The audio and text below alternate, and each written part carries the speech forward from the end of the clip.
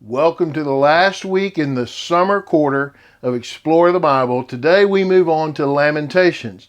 We've been in Jeremiah for 12 weeks and we move to a book that Jeremiah wrote. It's called Lamentations. Lamentations are psalms or songs written to express lament, sorrow, hurt, pain. These are written after the fall of Jerusalem.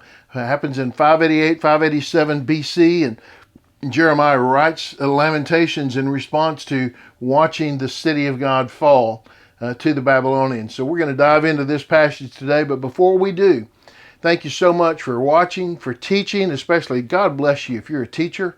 Thank you for watching. Subscribe to our channel if you haven't already. We're here every week with these lessons and kind of some background and help for you. Be sure and comment, share with others, like the video. We always like that. And if you want to support what we're doing, you can go to give.exposedtochrist.com to support what we're doing in teaching and mission work that we've got going around the world. All right, let's look at Lamentations. We're going to look at Lamentations chapter 3. All right, these are written in kind of 3-verse sections. Each one is titled with a letter of the Hebrew alphabet. Okay, so that's what this Zion, this first letter, this first word up here is one of the letters of the Hebrew alphabet, going through the letters of the Hebrew alphabet in this lamentation. Okay. Remember my affliction and my homelessness, the wormwood and the poison. I continually remember them and have become depressed. Yet I call this to mind, and therefore I have hope. There is this, there's a hurt and a pain that he feels because he's seeing that which is, it's depressing to see. He knows it. He's prophesied about it, right? Jeremiah has spoken about this is going to happen. He's told the people it is the Lord's declaration, and yet seeing it, it's hard. It's hard to see, and he has gone through so much. He has been imprisoned. He has been beaten. He has been ostracized from the community. People have said terrible things about him all along, and yet he's been right every time because he's speaking what God has to say. So, of course, he's been right every time. And it's hard, right? This wormwood and poison, this idea of the pain and the hurt that poisons our souls, right? And he says, I remember them, and it depresses me. Remembers the rejection and all of that. It's Lamentations by nature, by definition, is sad, right? And that's where he is. But I love this because this is important in this. Yet I call this to mind, and therefore I do have hope. There is hope. For Jeremiah, this is not a hopeless life that he lives. It's not a hopeless existence because he does have hope still in the Lord. Let's read the next letter of the alphabet. Because of the Lord's faithful love, we do not perish, for his mercies never end. They are new every morning. Great is your faithfulness. I say, the Lord is my portion. Therefore, I will put my hope in him. Boy, what a contrast, isn't it? Man, what a change in his outlook here, right? Because of, what is it? The Lord's love, right? His mercy, his faithfulness. Because the Lord, just the Lord is my portion. He has this confidence, right? Because of his faithful love, we don't perish. His mercies never end. There is no end to his graciousness to us, to his mercy to us. They are new every morning. Great is your faithfulness. Of course, this is a great Christian hymn, right? Great is thy faithfulness. What a great statement of faith and trust. A statement of my faith to express my belief in his faithfulness. So he is faithful, so I trust in him because he is faithful. Not because I think I can gain his favor, but because I know that he's faithful. No matter what I do, he is faithful, right? And he is my portion. The Lord is my portion. Therefore, I put my hope in him. He looks at all the circumstances around him and he recognizes, man, this is terrible. This is horrible. All of these things that are happening. And how can someone have any strength or encouragement from this? But only, he says, my hope comes because I know the Lord. I know the Lord loves me. I know the Lord is merciful. I know the Lord is faithful.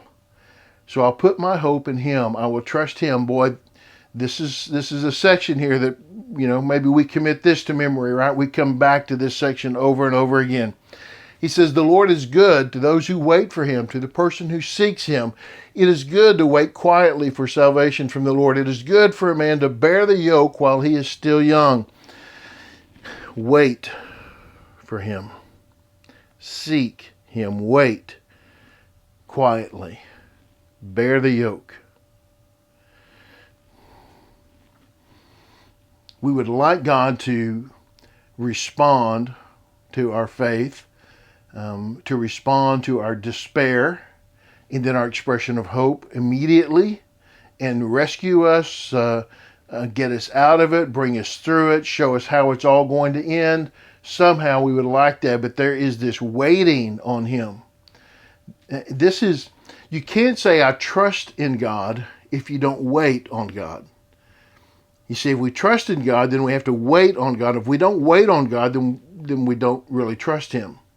So we wait on him, and we wait quietly for salvation. That is, we're just quietly trusting that he's going to get us where he said he would get us. It's good to bear the yoke, that is, to go through this young, early on in life, to learn to trust and wait. Let him sit alone and be silent, for God has disciplined him. Let him put his mouth in the dust. Perhaps there is still hope. Let him offer his cheek to the one who would strike him.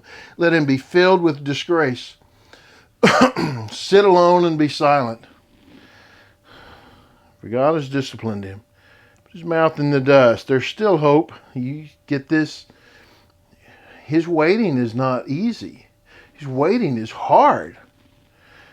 Offer his cheek to the one who would strike him. Wow. Now I thought waiting just meant kind of sitting in a room somewhere and, waiting all alone for God to do something and quietly just kind of biding my time. But it appears that waiting means enduring through hardship and difficulty while I wait. This is waiting. Going through the difficulty while we wait. This is what it means to trust in the Lord and his faithfulness. That in the middle of the worst, I trust that God will be faithful. Even in this, he says, for the Lord will not reject us forever. Even if he causes suffering, he will show compassion according to the abundance of his faithful love, for he does not enjoy bringing affliction or suffering on mankind. This is his confidence in the Lord. The Lord will not reject us forever. Right? Even when he causes suffering, which we know happened to the Israelites, the Lord caused the suffering, he will show compassion because he has faithful love that is in abundance. These are things that I know versus what I am seeing and experiencing, what I'm living through. But I know this about God. He does not enjoy bringing affliction or suffering on mankind. Why does he do it then? Because it brings us back to him, to trust in him, because we've sinned and we deserve it. Because we live among people who have sinned and rejected. Because the God is accomplishing purposes that are greater than we know. And so we wait. And you think about the New Testament and Paul and Silas and those who were in jail and the things that they went through. We think about the Old Testament and prophets and those who suffered through things. We think about people that we've known, that we've lived with and what they've gone through and still been faithful to the Lord. And so we remain faithful because we know things about God. We know these things, even though it does not look like it here. This is the fervent faith. We go back here, right? This faithful love is still true, isn't it? Even in the middle of the suffering. Right? His mercies are still true. His faithfulness is still true, even in the middle of the suffering. I like that this part is written in the middle of all of this other stuff, because we need to know that all those things about the Lord are true, and that we stand on the truth of what we know about God. We don't allow the circumstances around us to deter us. Hey, this is a tough passage, but I think one of hope. And maybe there's somebody that you're going to teach this week, somebody that's watching today, and you needed to hear, God has not abandoned you. Be faithful. Trust in his faithfulness. Trust in his faithfulness. Thanks so much for watching. Thank you for teaching. God bless you. Next week, we start a new quarter. We're going to be in Mark. and Explore the Bible. We're going through the Gospel of Mark, so really excited about that. Great book. Be sure and subscribe if you haven't. Like, comment, share, all of that. We'll see you in September.